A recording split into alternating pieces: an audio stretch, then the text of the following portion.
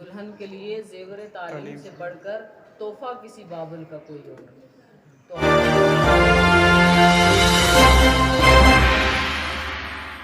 तमाम ख़वातीन व हज़रात को दिल की अथाह गहराइयों से मुबारकबाद पेश करती हूँ और मैं शुक्रिया अदा करती हूँ चरखा टीम का कि जिन्होंने मुझे इस खूबसूरत महफिल में जो है वो आने का मौका इनायत किया।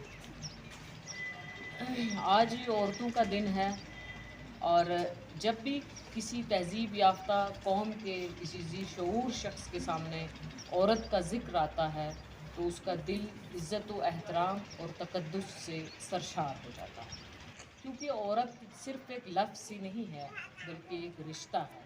वो बनाया है मुसव्विर ने हसीन शहकार औरत को, अलग पहचान देता है कहानीकार औरत को। वो माँ हो, बहन हो, बीवी या कि बेटी हो, सुनो लोगो, हर एक किरदार में रखा गया गमख्वार औरत को।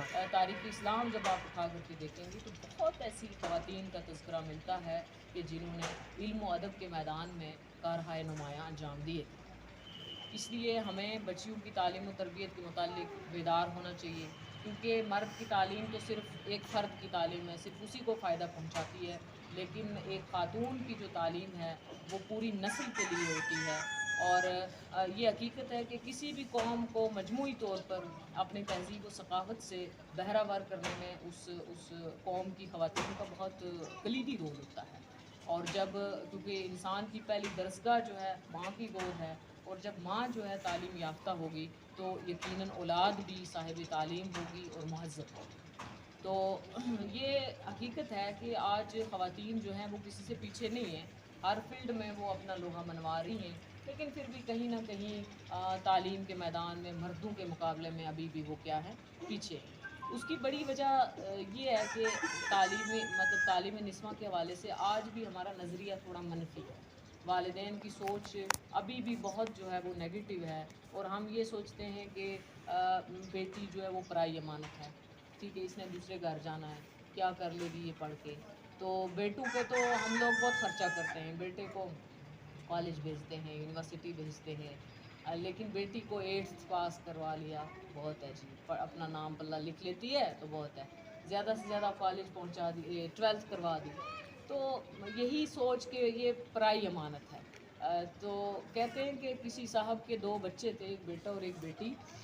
तो वो पढ़ रहे थे कमरे में रात को, तो उस बंदे की बीवी ने कहा कि ज़रा आप देखें जाके कि बच्चे क्या कर रहे हैं, पढ़ रहे हैं कि नहीं।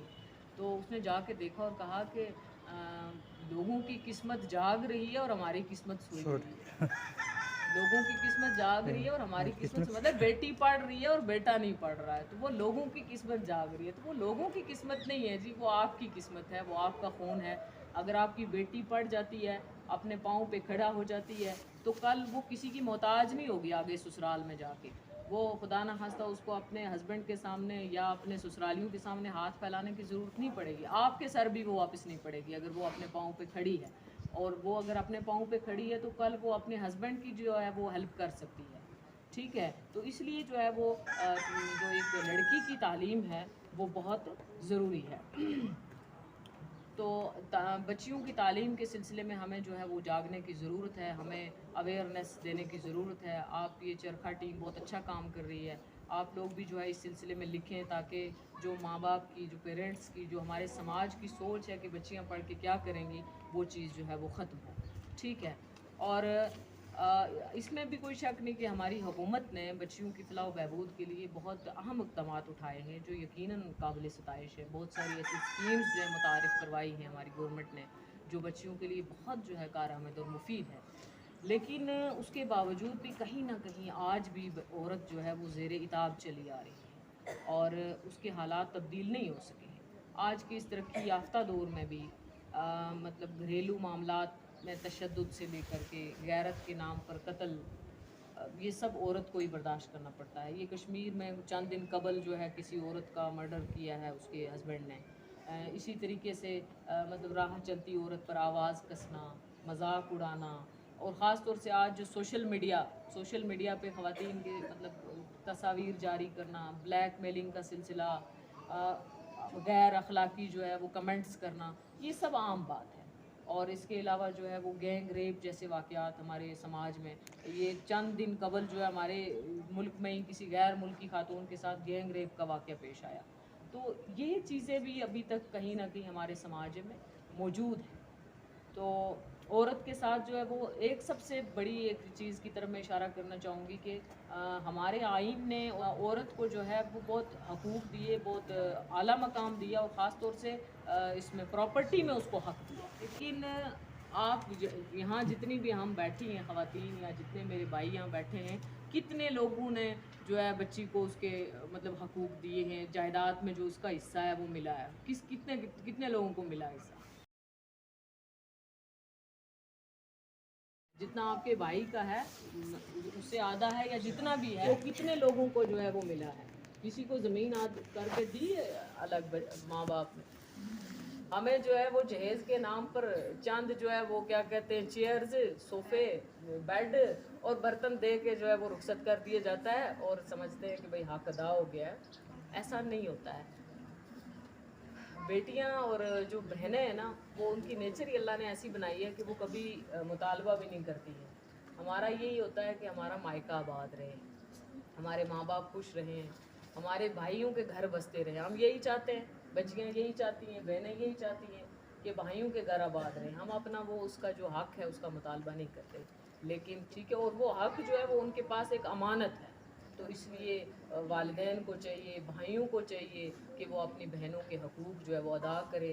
اب عورتیں جو ہے کبھی لالچ نہیں کرتی ہیں، کبھی جو ہے مطالبہ نہیں کرتی ہیں، اور کہتے ہیں نا کہ بیٹے جو ہے، بیٹے ایسا نہیں ہے، بیٹے بھی ماں باپ کے بڑے ہمدرد ہوتے ہیں، لیکن کہا جاتا ہے بیٹے ماں باپ کی جائیداد بانٹتے ہیں. بیٹے ماں باپ کی جائیداد بانٹتے ہیں، لیکن بیٹیاں ماں باپ کے درد بانٹتی ہیں. ہاں، بیٹیاں ماں باپ کے درد بانٹتی ہیں. تو والدین کو چاہیے، اور یہاں بھی جتنے یہاں میرے بھائی بیٹھے ہیں، کہ وہ اپنی بیٹیوں کو، بہنوں کا جو ہے وہ حق ان کا ادا کریں. وراثت میں خاص طور سے ان کا جو حق ہے، اور اس سلسلے میں آپ لوگ آگے آئیں، آپ جو ہے ایک اویئرنیس پھیلائیں اس سلسلے میں.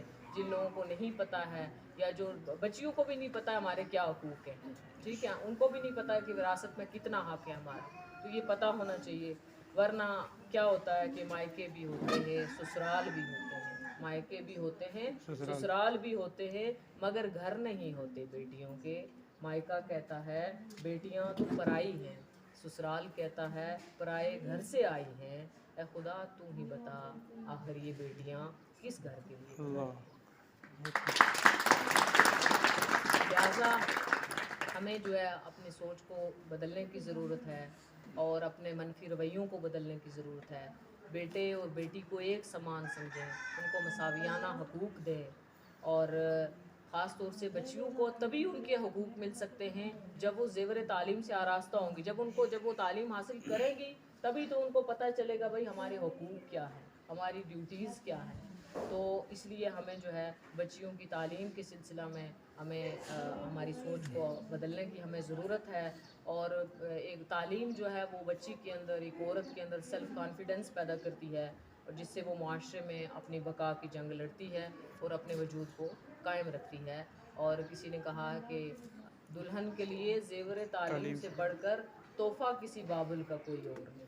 تو ہمیں جہیز نہ دیں، ہمیں جو ہے وہ دو چار چیزیں جو دے کے رخصت کر دیتے ہیں وہ نہ دیں، لیکن تعلیم ہمیں دلوائیں. تو اس سلسلے میں ہمیں جو ہے وہ آگے آنے کی ضرورت ہے. اور بچیوں کو، یہاں مائیں بیٹھی ہیں، بہنیں بیٹھی ہیں، اپنی بچیوں کو جو ہے آپ پڑھائیں. اور ان کو جب وہ آپ کی بچی پڑھے گی لکھے گی تبھی تو سماج میں اس کا ایک مقام ہوگا، ایک مرتبہ ہوگا. میں آخر میں جو ہے وہ چرخہ ٹیم کے تمام کارکنان کی تہہ دل سے شکریہ ادا کرتی ہوں کہ انہوں نے مجھے اس خوبصورت محفل میں آنے کا موقع دیا، اور میں اسی پر اکتفا کروں گی. بہت بہت شکریہ.